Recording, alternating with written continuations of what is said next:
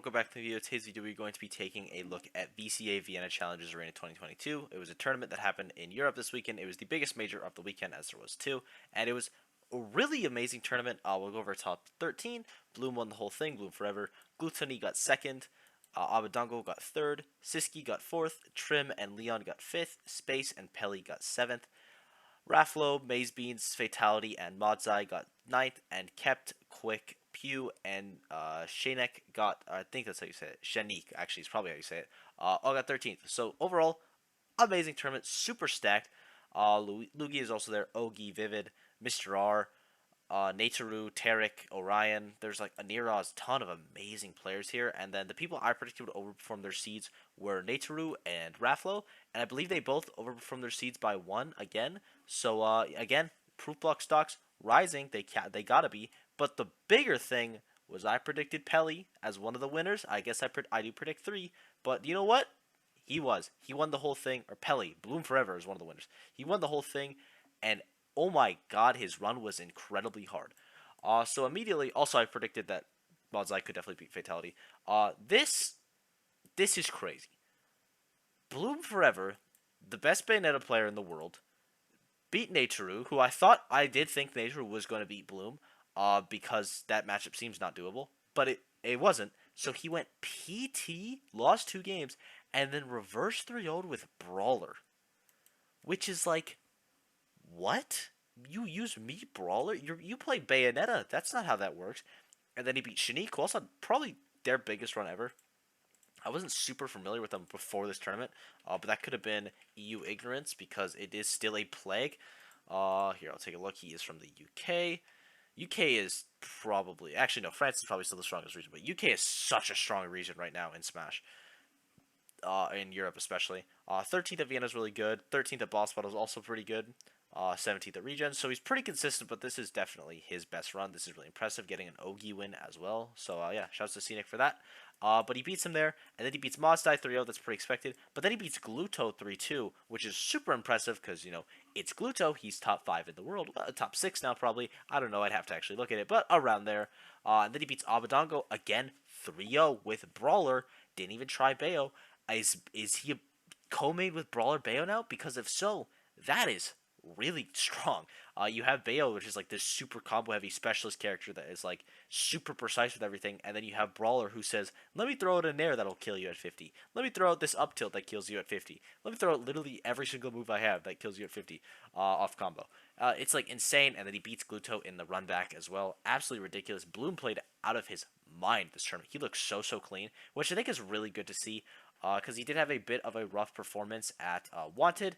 And then I think that's the only other tournament he's been to since Colossal, because that was like his breakout run. I say in air quotes that you could definitely see, because we knew he was really good before this. He did win a couple B tiers in the UK, but Collision was definitely his first big major.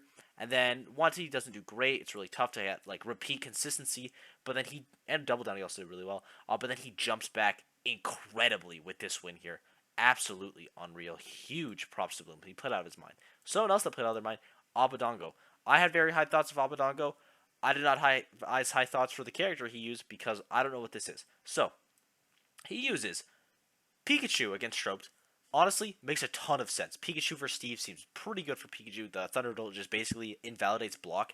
At least for like a camping mechanic, you still have to respect it, which a lot of the things in the game, block just kind of says no, but Thunderbolt just completely goes over it. Then you also have Quick Attack to burst the range, and then he uses Meta Knight against Samus, which is like, I get why he doesn't use Pikachu, because that's not Pikachu's best matchup. I would have thought maybe Palu, but I do think his Meta Knight is better than his Palu. And then he uses Dark Samus against Pelly, which I didn't know he had a Dark Samus. I don't know if this is just something I missed, if this is common knowledge. When did he get that? Because I've never seen Abadango ever play Dark Samus. If he does, and this is like a thing, then whoops, my bad. But it's just insane. And then Leon, he also beats 3-0. By the way, these are all 3-0s. He did not lose a single game up until Bloom Forever and the set he lost versus Gluto. He 3-0'd everybody, and he 3-0's Leon. His Meta Knight might actually be really good. His Meta Knight is crazy. Down B is like one of the most broken moves in the game. It is basically just like free advantage or like free neutral reset because you cannot challenge it. Because if you like go to like challenge it with something and he sends out the hitbox, you are probably dead because it kills like super early and it has a massive hitbox and you don't know where he's gonna go exactly. And then also, so you just kind of have to shield, and then he goes into like the thing where there's no hitbox, and then there's also no end leg, and he is just like basically safe, super super good. And then he tries Palu against Bloom Forever, which I do agree with. I don't know if Meta Knight would have been better. Maybe he should have counterpicked. Because it's like, I feel like Amadongo rarely counterpicks. He usually sticks to his guns, which on one hand I do like, but I also really like the idea of counterpicking. So that's an interesting thing for sure. But yeah, Amadongo played incredibly well. Space as well. Really happy with Space's run. Only losing to Gluto and Pelly, or not Pelly. Siski, which are like not bad losses at all. Arguably two of the best losses he could have got here, if not the two best losses he could have got here. He beats Neroz 3-2, and it looks like mainly Inkling. Does he use Inkling against Gluto? He uses a mix of the Apartment 3. He loses anyway, though. But he beats Neroz, he beats Vided. I think I said Vivid earlier, so that's my bad. And then loses to Gluto barely, and then beats Fatality, which I think we all know was going to happen. Fatality, I'll say it. He got screwed this tournament. Playing a Pac-Man is doable for Falcon. Tough, but doable. Playing an Inkling, good luck. That seems like impossible, and it looked impossible too because this was a 3-0. Fatality still did have a very good run though. He got upset fairly early on to Modzai. We were looking at that earlier. But then he made like a good run. Beat Krepseli. He had a really good tournament as well. I wasn't super familiar with him, but he had an amazing run. And then he beat Quick, which is definitely his most impressive run here. Beating Quick is super good, and Quick is out at 13th, which is probably lower than he was seeded. I imagine he was seeded for top 8. Oh no, he wasn't. Okay, it wasn't even an upset, I guess. That's kind of crazy. I was gonna say they did Quick dirty on the city, but you know what? It was correct, so I can't really say that. But yeah, that's an amazing win for him. Fatality is obviously phenomenal. He does really well in the EU. I feel like he does better in the EU than he does in NA. I don't know if it's like this because like it's not even like they don't have a Falcon. They have Ogi or Ogi. I say it Ogi. But I don't know if that's how you say it. Who's like the second best Falcon in the world probably. Him or Sean, maybe Jogabu, but I'd have to look at it more. But and then also Oki losing to Shanique, who is again Inkling. We are seeing the rise of Inkling again. Space doing well, Shanique doing well. Colorado doing pretty good in the U.S., but then especially Shiryuki doing amazing in Japan. So like Inkling meta again. I don't know. Do we see Cosmos pick Inkling up? I doubt it, but it would be cool if he did. Is there any other Trim? Trim had a phenomenal run, and like not even just phenomenal, a long run too. He lost pretty early on to Sandro. I don't know if that would have been an upset or not. I have to. I'm actually not sure, but that it doesn't really matter if it was an upset or not because he lost in pools, and then made it all the way to top 8. He beat Rohan Doge. He beat Azrael. He beat Otakanui. I'm not as familiar with him. He beat Lugi. He beat Shanique. He beat Raflo, and he beat Pelly. Raflo probably his most impressive one. Either Raflo or Pelly. Obviously they're right here. And then he did lose to Gluto, unfortunately. But again, he played out of his mind. And spoiler, he's the player of the tournament. He played incredibly. I was super impressed by him. Mega Man gameplay is just always therapeutic to watch. Good Mega Man is one of the sickest characters in the game. I don't know. Maybe it's just me. I love good Mega Man. I think it's super super sick. But yeah, Trim out of his mind, played amazing. Maybe Kameme sees that Mega Man is at Big House and he's like, ooh, maybe try that out. Again, I doubt it, but you know what? A man can dream. Also, we saw pretty good performances from both Steves. We saw a pretty good run from Base Beans, getting a respectable 13th place or 17th place. Wait, oh no, this is 9th place. Okay, my bad. 9th place is actually really good, and then especially at this huge of a tournament. And then Troped I saw as well, losing to Ogi for, what is this, 17th? 17th, 25th. 25th, again, really, really good. Now Steve is officially in every region. He was always kind of in EU, but he was definitely the weakest in EU. But now we have a couple really good representations from him, which I think is unironically really, really healthy for the game. Having a good Steve rep everywhere means everyone should be good against Steve, and the better people are against Steve, the less of like the he is breaking the game it is. Which I think it's sick. People are clearly getting better. Leon again being like super super consistent. I think this is probably his best tournament of the season, unless I missed Wanted. I think he did like ninth at Wanted or something. He's been like doing because he does like pretty okay in the U.S. He is definitely better in the EU for sure, for sure. And again, I don't know if that's a playstyle thing. I don't know if it's a character thing, but the fifth place here is amazing. Got a win on Rafflo, Tariq, and Pew as well. All amazing wins. And then let's see what majors has he been to. Wanted, he gets fifth at this. This is a smaller Wanted for sure though. And then this Wanted, he gets 25th, getting a Lancelot win, which is pretty good. And then yeah, he's 25th at Bell BC. That was still last season though. And then ninth at Colossal. That's right. He's really good there, losing to. Oh, he beat. I forgot he beat NA Leon. That was a sick match. So yeah, Leon again, really consistent. Been playing well. Made it through winners side as well, and then just lost to. Is that double? Oh, I was gonna say is that double Samus, but no, he. Abaddon used Samus earlier on in the bracket. So yeah, impressed with Leon. I want to look at Mr. R because I was seeing him on Twitter saying he is finally dropping Crom, which is like thank God. So what is he doing here? He gets upset pretty early on. It looks like so. Actually, he had a pretty good run. Okay, he lost to Otakunui, who had clearly a great run. You beating Mr. R, getting to where you got is very impressive. Then he starts it by he beats Destiny with Sheik. It's looking like a combination of Sheik Aegis, which I do like. I think because earlier on I was saying that you should have basically two super generalist characters, but I honestly think it is better. I think it is pretty good to have like a super specialist character and then a super generalist character. I think that is better than two like kind of generalist characters. Like a character like Aegis, I think is great. Like Aegis isn't super technically demanding, just in terms of combos and stuff, and the neutral's pretty easy compared to other characters. Nothing is free, obviously, at the top level, and then Sheik is another world of difficult, so I do like that from Mr. R, but he uses that in a matchup like Game Watch, which is very tough. Beats Curry Governor with Sheik, beats Longo with Sheik, and then loses to Maze Beans. I think he was using Crom in this matchup, or I assume he was using Crom or Roy because he tweeted about dropping Crom or Roy. And I think, thank God, because Mr. R is such an amazing player, and it sucks. I feel like he's always in the middle of a character crisis, and if he could finally get out, finally start playing a real top tier, someone like Sheik who can be more consistent, even if it is more difficult, I think we could start seeing amazing stuff from it. And we already are. Like, this performance is not bad at all. Like, a 25th is definitely nothing to sneeze at. Or, sorry, a 17th is nothing to sneeze at a major like this.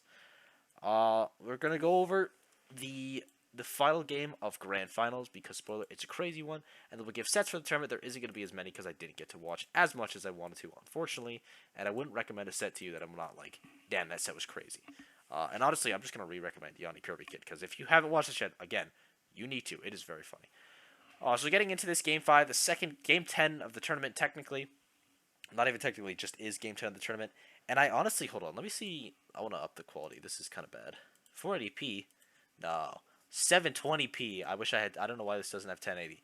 But yeah, something with this matchup. I feel like it would be really hard for Wario because Wario loves jumping. Like Wario, like with the approaching with fairs, approaching with nairs, especially. And for grounded options, he does have that down tilt, but that's kind of his only super good burst option on the ground. Like you're not gonna really throwing out F tilts. Your jab is terrible. Down tilt is good, but it is very small. Is he dead? No. Gluto has amazing DI. Just throughout this set, just in general, Gluto has amazing DI. But it's like against Bayonetta, if you are not DIing well, you're going to lose the hardest. Like there are certain characters that will blow you up for like having mediocre DI. Like I think Zero Suit's a really good example. Just with like up air and up B specifically, if you're not DIing that correctly, you're going to explode. Bayonetta, same thing with her fair combos. SDI is a whole different thing. But you need super good DI to be good at this matchup. We're just good against this character. And I feel like I didn't even analyze this at all. What even happened here?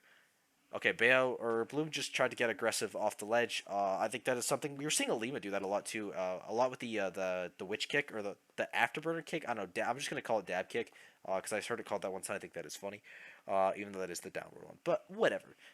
If he gets that, is that two witch times or is that? This is definitely a witch time. Gets the punish there. That's just a jab or air dodge. If Lima gets a witch time at this percent, he is 100% dead. And you can see he looked for a back air. Oh, that was amazing. He's looking for a back air because Bayonetta does struggle to kill. And I think this is the perfect example of percent where it's tough for Bayonetta to kill. Because her kill confirms stop working. The only thing she kind of has is up tilt back air. Everything else just has to be a raw hit. Like, you're probably not going to get much off of fair. You might be able to get fair, like, chains off the stage. I saw Lima doing like like fair one two across the stage for like 50 at one tournament and then never saw it again. So I don't know if that just wasn't true. People didn't know how to do it, or if it's just like really hard. But if that's like a real thing, then I might have to take Bayo out of the underrated characters video. Um, wow, that sucks. Okay, so he gets this is his kill confirm, but Gluto is DIing perfectly away because you can see here this is a drift away nair, or at least I think it is. So he's already DIing that direction.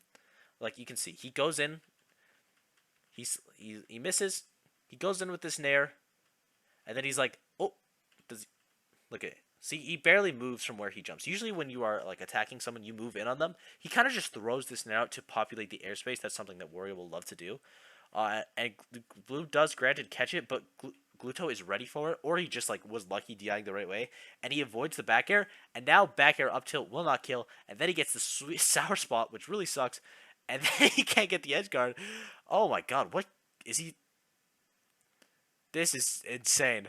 That was a that was a crazy interaction. Hold on, I have to look at that all again. Okay, so he clips him here. I think he's dead there. Witch times him just to make sure. That was really insane. That was an immaculate edge guard by Bloom, by the way. His edge guards just are phenomenal. He is clearly very good at this matchup. At least it looks like he is. I mean, if you're going to beat Gluto, you got to be good at the matchup. But off of one down tilt, he gets a crazy amount of percent. That's like 60%, and he could have had the ledge trap there. I do prefer Bayonetta's edge guarding compared to her ledge trap. I think her edge guarding is one of the best in the game, and then her ledge trapping is, it's okay. She just doesn't have anything like super, super quick. Like, she doesn't have an amazing jab. Her grab game is okay. Up tilt is really good, granted, but it's hard to get like the hitbox that you actually want for it to send off stage. You usually just send them back to stage. And then her edge guarding is just amazing, and she could play off stage for so long. And now this game is probably in Gluto's favor, honestly. Gluto has a way easier time killing here. It just depends on does he want to use the waft or not. And he does get the kill that time. That is imperative that he got that kill. If Bloom does not get that kill, honestly, right there, he probably loses the set, and they could potentially lose the tournament. Like getting your Bayonetta kills when you like get those confirms, you need to get it every single time, or you are not going to win. That is why the character is so hard. He's so precise, so perfect. And okay, thank God, what the I've never seen that move ever work or used, and I honestly assume it was a misinput. Thank God someone finally challenged Glutony's that sucks. Bad DI. That someone finally beat Gluto's chomp at the ledge, because like obviously I'll say this right now. As a player, I get hit by that bite almost every single time because neutral get up is like your safety option. But as like a spectator, it's like please don't neutral get up into it, and then they always do because it's like, of course he's doing it for a reason. It's really hard not to. Um but like it is so cool when people start punishing that, and like the same thing with like Light and his back airs. When someone like finally tilts her shield, it's like that is sick. I'm so glad that happened. Like just like showing the counterplay, I think is really important.